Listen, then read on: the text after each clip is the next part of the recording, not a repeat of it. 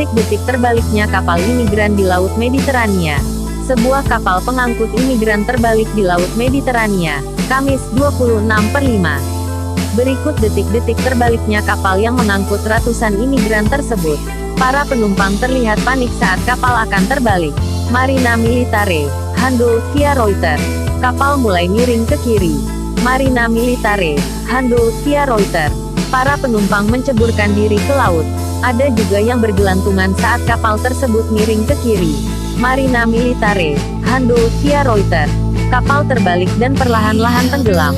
Marina Militare, handle via Reuters. Para imigran berusaha menjauh dari kapal yang sudah mulai tenggelam. Marina Militare, handle via Reuters. Kapal patroli Angkatan Laut Italia Sebetica berusaha melakukan evakuasi dengan melemparkan pelampung. Marina Militare, handle via Reuters.